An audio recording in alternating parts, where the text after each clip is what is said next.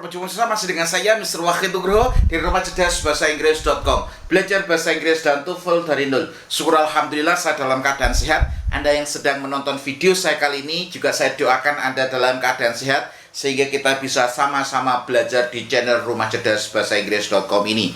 Seperti biasanya sebelum Anda melanjutkan belajar di channel ini, Anda bisa tulis soalnya terlebih dahulu plus rumusannya ya.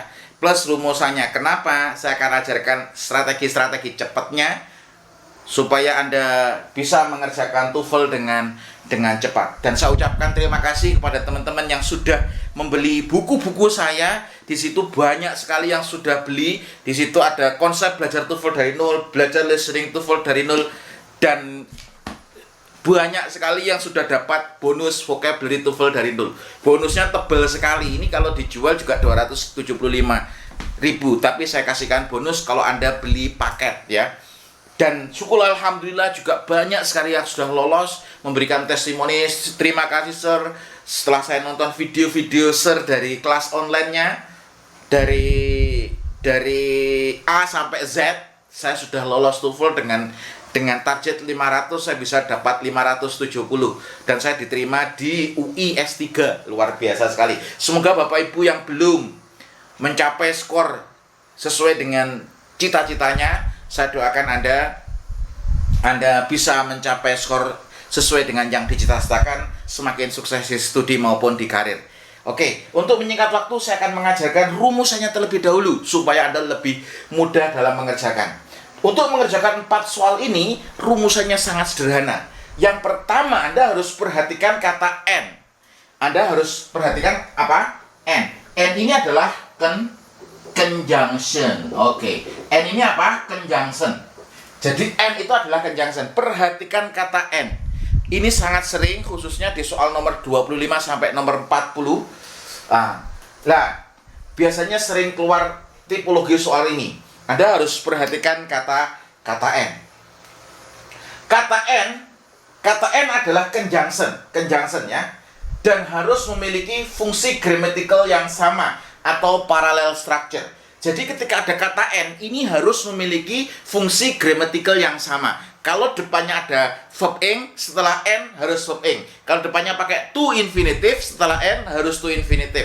Kalau ada verb 3, setelah N harus juga verb 3. Karena harus memiliki fungsi grammatical yang sama. Kalau ada N, Anda harus perhatikan dulu. Ini gramaticalnya sudah sama belum? Paralel belum? Nah, kalau nggak paralel, pasti ada satu yang digarisbawahi, satu yang sebagai acuan, yang satu mesti yang digarisbawahi, yang ini yang salah. Kenapa? Karena harus paralel. Contoh, she is reading book. Dia sedang membaca buku. Ada N. Di sini ada N. Ini kan verb ing. Ini bisa is. Ditulis lagi is boleh, tapi bisa ditulis bisa tidak. Biasanya tidak. And drinking, karena verb ing di sini setelah N harus juga verb ing. Drinking cafe. Nah, ini harus paralel ya. Kenapa? Karena kata N ini harus memiliki fungsi grammatical yang sama. Kalau di buku konsep belajar TOEFL dari nol, Anda pelajari di bab conjunction. Di situ sudah sangat jelas sekali saya bahas tentang conjunction. Di situ ada pure coordinate conjunction, ada correlative conjunction, di situ ada coordinate conjunction dan lain sebagainya, lengkap sekali di buku konsep belajar TOEFL dari nol. Kenapa? Karena ini adalah sari proses saya belajar bertahun-tahun yang saya sudah masukkan dalam buku ini dan saya ajarkan kepada Anda. Kebanyakan yang membeli buku ini, kebanyakan adalah mereka yang dipaksa oleh kampus atau perusahaannya untuk sekolah lagi. Biasanya dipaksa, jurusannya bukan jurusan bahasa Inggris, jurusannya mungkin kimia, mungkin fisika, mungkin apotek, mungkin hukum. Dia disuruh tes TOEFL dan dia sudah lama tidak belajar bahasa Inggris. Dia hanya belajar bahasa Inggrisnya untuk memahami teks, tapi untuk menganalisis kalimatnya dia tidak terbiasa karena sudah lama, mungkin waktu SMA-nya. Makanya saya buat buku konsep belajar TOEFL dari nol untuk membantu Anda untuk belajar secara sistematis bagaimana cara belajar TOEFL dari nol menggunakan metode kuantum cerdas. Ada video pembelajarannya. Setelah ada video pembelajarannya, Anda kerjakan latihannya Setelah Anda kerjakan latihannya, Anda tonton pembahasannya lengkap. Karena dulu pakai DVD, 5 DVD itu hanya materi 78 video, 78 video, 28 bab, 78 video. Sekarang ada 250 video karena sudah disertai dengan pembahasannya. Maka ini sangat membantu Anda dalam belajar bahasa Inggris dan TOEFL dari nol. Oke, tadi saya sudah jelaskan Anda harus perhatikan pola N. Jadi kalau ada N, berarti harus paralel, harus memiliki fungsi grammatical yang sama. Oke, soal nomor 1. The CBT will test your ability to understand spoken English, to read non-technical language, and writing correctly. Lah, di sini Anda harus tangkap ada kata N di sini. Kalau ada N, biasanya harus memiliki fungsi grammatical yang sama. Lah, the CBT, jadi CBT will test your ability, akan menguji kemampuanmu. Apa? To understand spoken English, to read non-technical language, and writing. Lah, ini salah. Setelah N ini mesti yang salah yang writing. Kenapa? Karena di sini to understand, to read harusnya to write. Udah kalau Anda tahu ilmunya. Oke, kemudian yang kedua, economists has tried to discourage the use of the phrase underdeveloped nation and encouraging the more accurate phrase developing nation in order to suggest an ongoing process. Nah, perlu Anda ketahui di sini ada try, mencoba, to discourage. Nah, di sini try ini Anda harus tahu dulu. Try ini bisa diikuti dengan verb ing, bisa diikuti dengan to infinitive.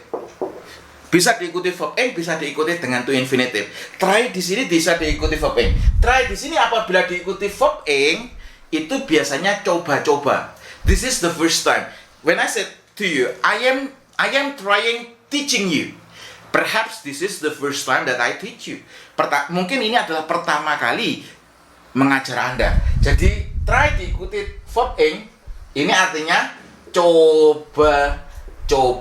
Nah, tapi kalau try diikuti dengan to infinitive, ini artinya mencoba dengan sebuah usaha. Saya sudah belajar dan mengajar TOEFL itu lebih dari 10 tahun. Dan sekarang saya akan mencoba untuk memahamkan Anda dengan bahasa yang lebih mudah, lebih praktis. Sebenarnya rumit, tapi saya coba untuk menyederhanakan. Berarti to infinitive, try to discourage. Ya, itu ya.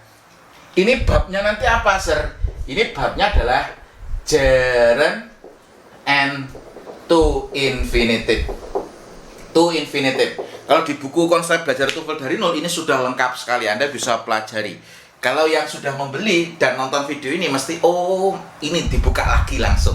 Oke. Lah, di sini ini pakai to infinitive ini benar. Kenapa? Karena ekonomis ini ada IST, itu biasanya ahli.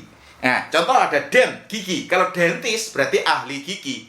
Berarti dokter gigi, ahli gigi atau dokter gigi. Nah, di sini kata ekonomis berarti ahli ekonomis, ahli ekonomi maksudnya.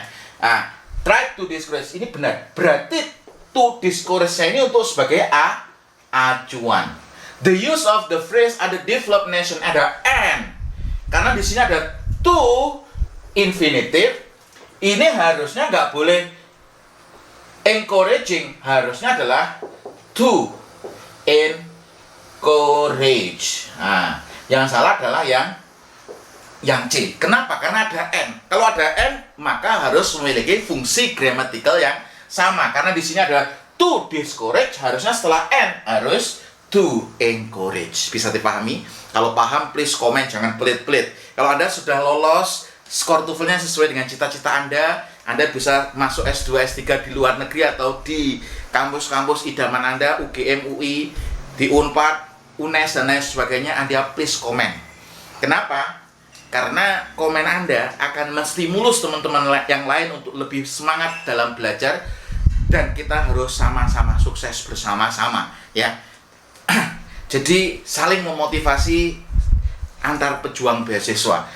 Itu semuanya adalah teman-teman kita yang sedang berjuang untuk bisa supaya sukses di studi maupun di karir. Oke, Kemudian soal yang nomor 3 ini juga sangat mudah. Ya, most duck and geese have webbed toes for swimming and. Nah, di sini bebek dan angsa memiliki webbed toes, kaki yang untuk ngebei itu.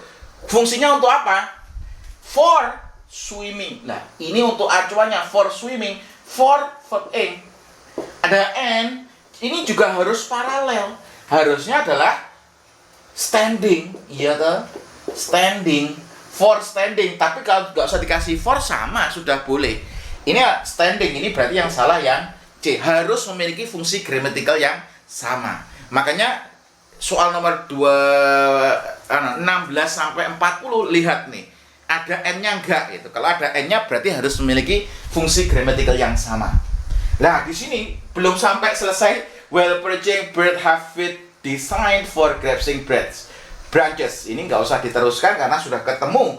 Setelah di sini ada swimming, ada N harus standing.